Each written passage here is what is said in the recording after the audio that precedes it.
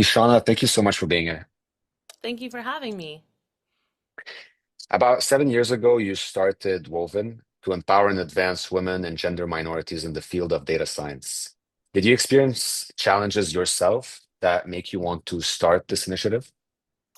Yes. So I actually started it by accident. I wanted to attend a conference that was in the States, but I didn't see anything in Canada. So I was like, oh, someone should definitely do that. And I convinced myself I could do it. My initial idea was to do it in the back of a library, have some recordings from like the main conference that was in the States. But I actually ended up finding all our own speakers that were Toronto based. I planned it in 6 weeks. We sold out in the first week while I was on like a pre-planned trip in Cancun. Wow. And then I was just like moving, like I was just going as I was moving. And I didn't get to listen to any of the talks like for myself, to take notes for myself, which was my original goal. But I did start to notice that this was an actual need and it was a space that did need to be more diverse. Even though it was a room full of women, it wasn't a room full of like diverse women, or there wasn't enough representation from different diverse groups. So yeah, so 7 years ago it was an accident, and now we're actually intentionally building. So I feel like it's been a very interesting journey. Awesome. And do you feel that things have changed 7 years ago till today? Do you feel like it's the same problems or, do you see signs of improvements? Is it completely changed and now everyone has the same opportunities? So how do you see it?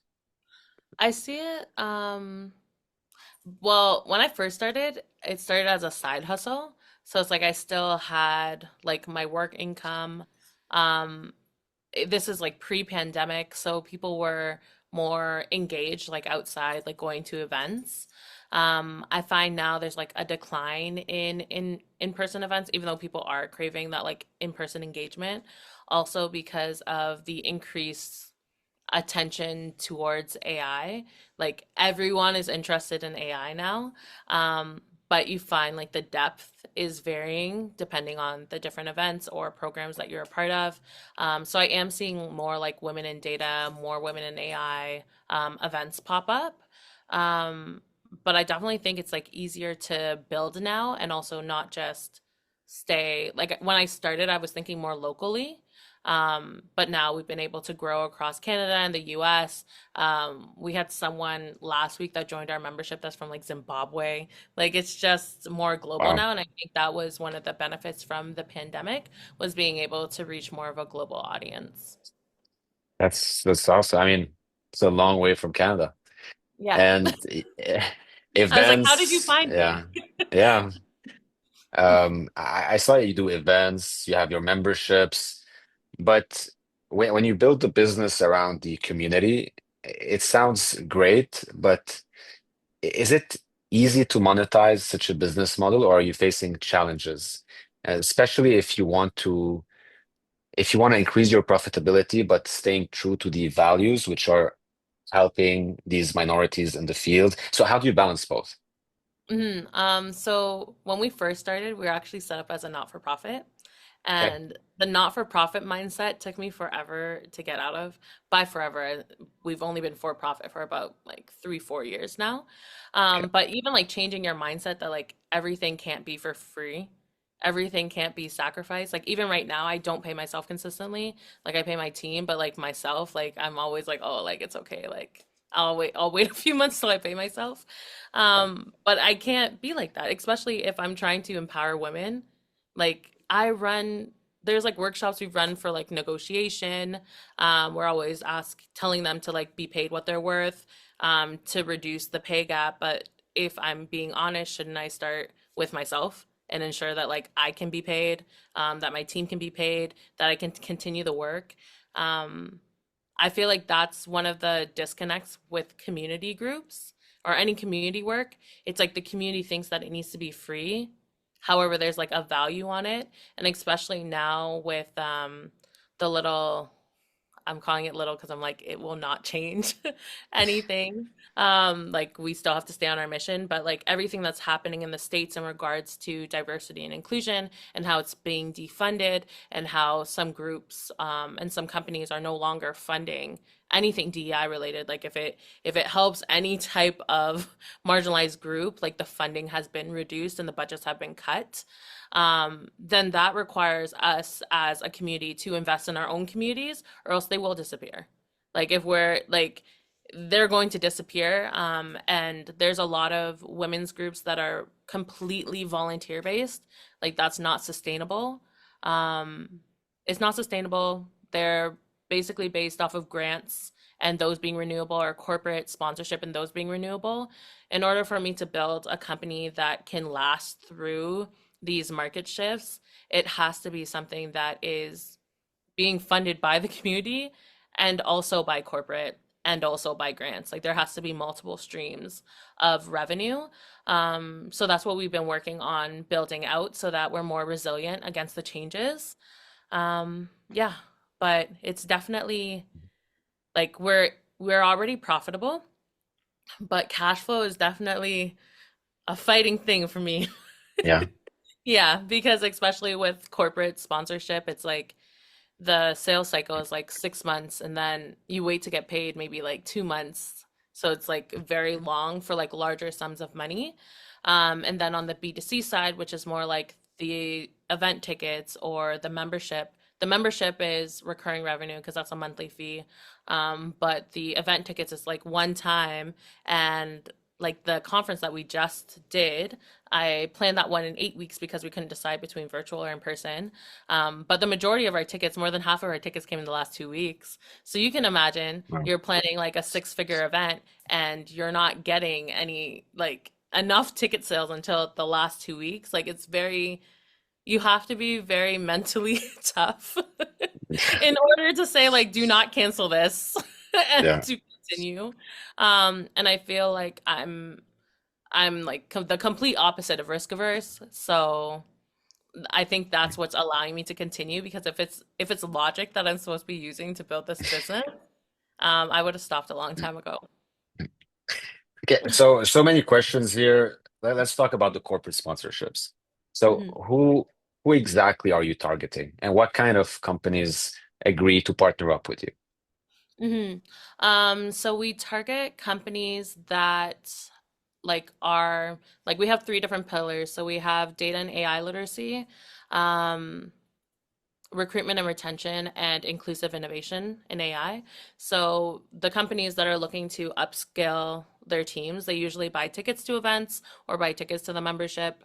The companies that are looking to recruit and retain, those ones usually have like longer corporate sponsorships, whether it's just for the conference or annual sponsorship, which I lean more to the annual ones because it allows us to have proper engagements. When it's one-offs, it's harder for the community to get to know the sponsor because it's just one event.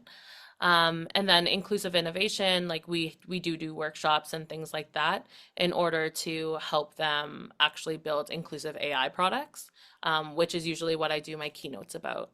So it matters on what the interest is of the company. So seeing right now that there's a lot of companies that are interested in AI, we have like a larger lead pool to reach out to. So that's great. We usually find that we end up with like financial institutions, education partners. So, for example, like Lighthouse Labs, Northeastern University. CFAR is one of our partners. They're the Canadian Institute for Advanced Research. Misplay as well. They're a gaming platform. Snowflake, they're a data infrastructure company. And RBC is like our largest partner. They were my first partner and they're super solid with me. They're our diamond partner. So I've I feel like I have like a good mix, but we're always open to hearing what other companies are doing in the space as well. That's awesome. That's a really diverse group of companies. I mean, you got everything in there. And when you mentioned inclusive AI products, can you just elaborate what that means? hmm so we help companies from ideation to post deployment learn how they can um, build products that are more inclusive. So this includes like bias reduction, includes like co-creating with the audiences that you're building for, and even think about the audiences that you are not building for, and how the majority of teams are usually white males. So seeing like how the diversity in your team can be supplemented in order to ensure you don't become a headline, because the majority of headlines actually impact marginalized groups. The headlines that are related to AI fails, they usually impact women, they impact diverse people, which if you're at an intersection, it's like double or triple impacted there. And sometimes it's just from a lack of context, understanding, diverse teams building products, feedback loops not being there, or even like in the monitoring phase, like not monitoring the right things, or post deployment, like not pulling back something when you notice something's wrong, like keeping it on the market when you really should just pull it and fix what needs to be fixed. So some companies don't have like proper AI governance or those type of frameworks in place. So we help them with that. Do you feel like companies know what they need to do to be, to be a bit more diverse in their product deployments, or are you there to also consult and explain to them what steps they can take to improve it?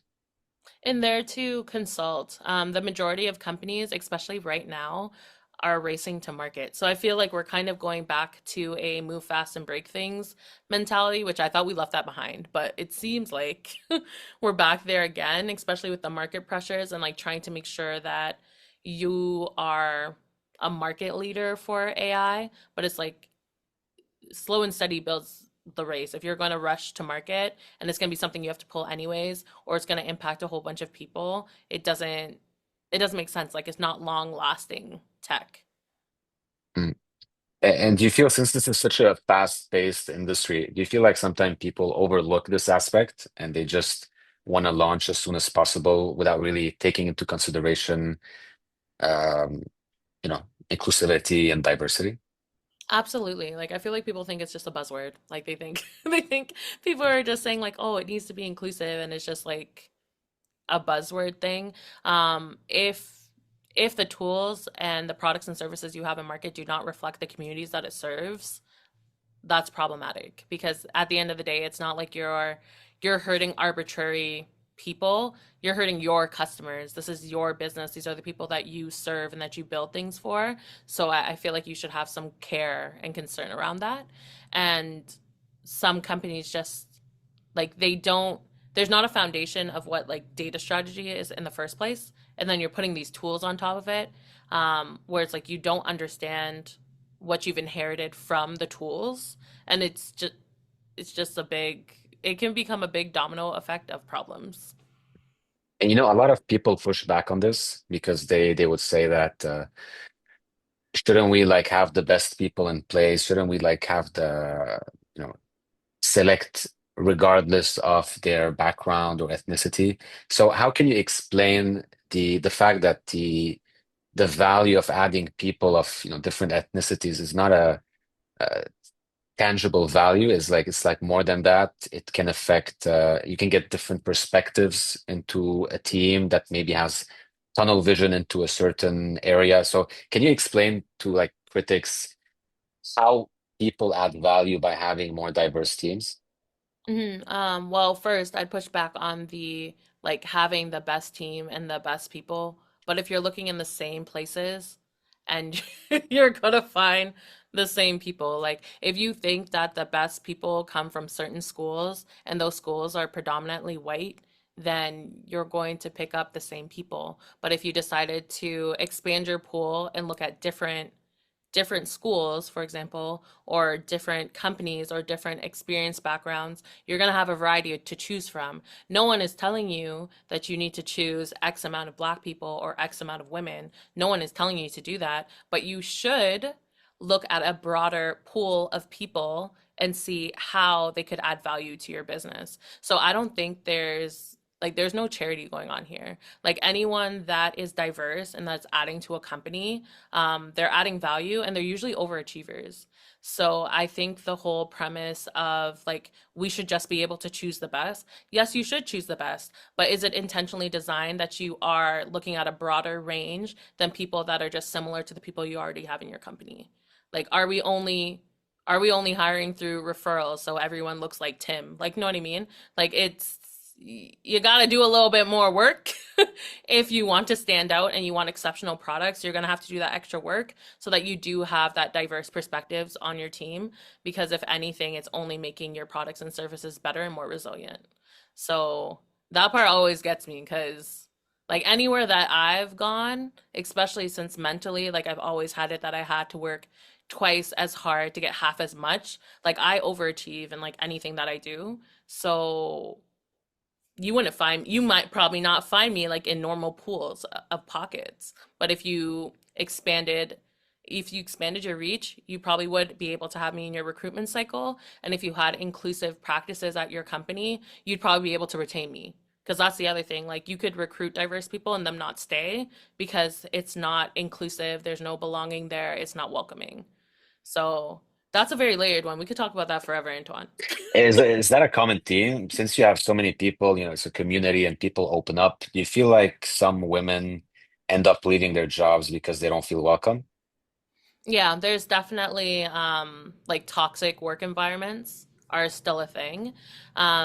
They end up leaving, they end up like jumping to different work environments, being burnt out, having to deal with microaggressions, like all those things are still alive and well, even in virtual spaces. So you would think remote work would help, and it does reduce the instances of microaggressions, but they're still available, they're still there, they're still impacting their career growth as well. Hmm. And what about imposter syndrome? Do you think that it's higher with these groups because as you were putting it, like they might feel kind of excluded from the conversation, so they might feel like they don't belong. You feel like this is a I trait that you're feel saying? I heard this thing from I forget what her name is. But like before you call something imposter syndrome, like are you surrounded by assholes? Like that should be the first check. Like do I not know what I don't know, or am I surrounded by people that do not acknowledge, do not support my work? So like you can call it imposter syndrome if you want, but if the ground is not fertile for women to grow in these spaces, it's going to seem like they're not supposed to be there. But they are basically roses and concrete. They're going to grow anyways. They're going to be able to add value anyways. And it's almost like because there are great people in organizations that are able to champion you and able to like bring you into the rooms that you need to be in and that acknowledge your work. Like not all workplaces are toxic. But there's like a sense of reminding yourself that you know what you know,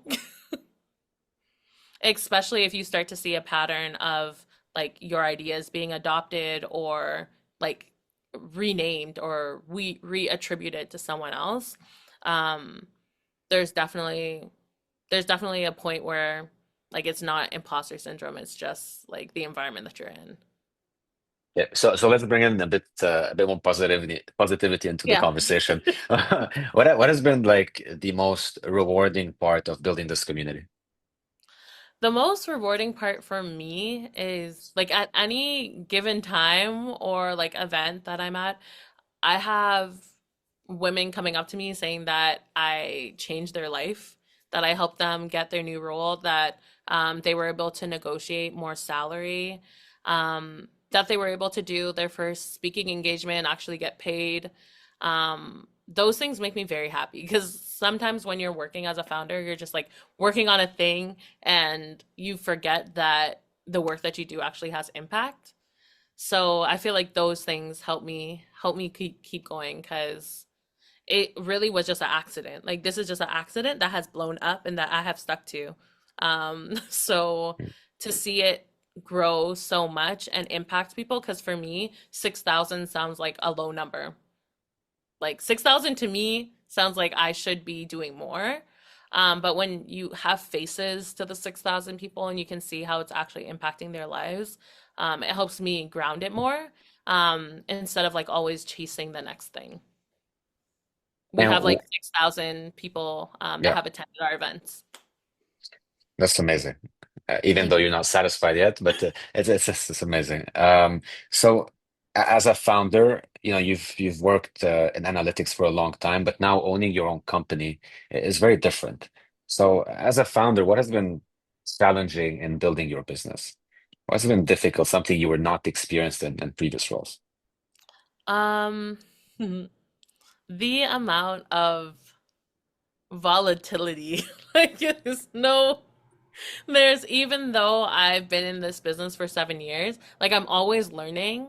Um, there's always something. There's always something. So like even if I was like, okay, like I have a handle on this, there's always like a new challenge that comes for me to figure out.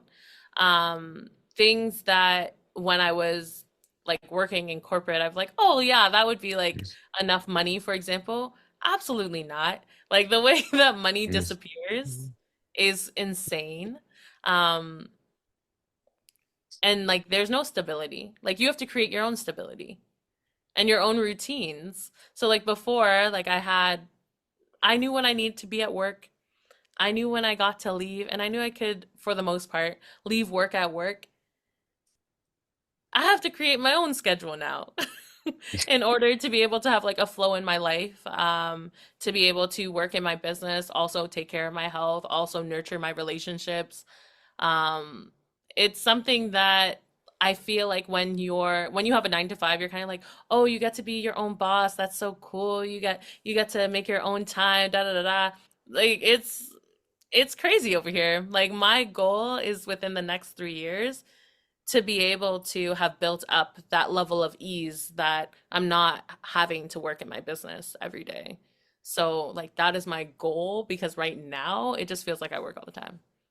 I was gonna ask next, so what's the next big milestone? So would that be it for you when you can be hands off and the community just manages itself? Yeah.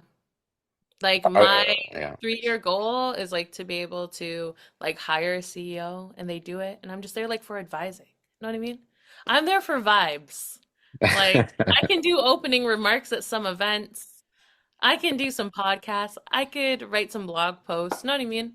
I also really want to start angel investing. So that's one of the things I want to do to be able to invest in like women-owned AI companies, especially considering I know what it's like trying to build a company and we're completely bootstrapped. Like we have no funding. We have no funding. We have a loan from Coreless. But besides that, I don't even have overdraft. Like I just run off of cash, which is crazy. And yeah, I want to be able to help the next um, wave of entrepreneurs so it's not as difficult because I feel like your nervous system is a constant fight or flight. And if you knew that you had like a baseline of like funds that you're like, I don't have to every day hunt for my food, like, because that's what it feels like. It feels like every day, like I'm hunting to make sure I can cover payroll. I'm hunting to make sure I can cover expenses. Like, if I was able to kind of like take that burden off of some founders, like I would feel like Santa Claus at that point. Because I feel You, like it's such a big relief. you know what? I'm gonna end with this. So the way you're talking about it seems like there's a lot of chaos going on, but it's fun chaos. So it's something you really Yeah. enjoy. So for someone who wants to get into entrepreneurship, would you say that do you think you would ever go back to a 9 to 5? Do you regret leaving the stability of a job?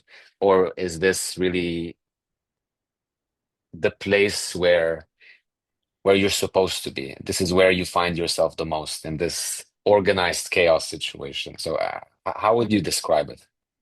Well, I feel like this is exactly where I'm supposed to be. So my little organized chaos is where I'm supposed to be. I did leave my last job because of discrimination, so I wish it was under better circumstances. I wish I was able to leave with more runway. Like I only had like 3 months of expenses saved, so I literally had the summer to be like, okay, like let's see what we're doing so we can flip this side hustle into like a main hustle. So I would say if you're working right now and it's not toxic and you're able to like stockpile some money. Mhm. Um, but I would say like you just need to be like sure and resolute and delusional because sometimes it's not gonna make any sense, especially as a data person. Like I'm always looking for the data points to be like, okay, like these moves make sense to do. And sometimes I just have to follow my intuition, and my intuition is right and the data is not. So I feel like you need to choose a problem that you actually care about because to withstand these ups and downs and this roller coaster, Antoine, you have to be very, very committed. So that would be my my idea. And especially now you can start a business like so much easier. So test it out while you have a full-time job. Thank you so much for doing this. Really enjoyed our conversation. Me too. Thank you.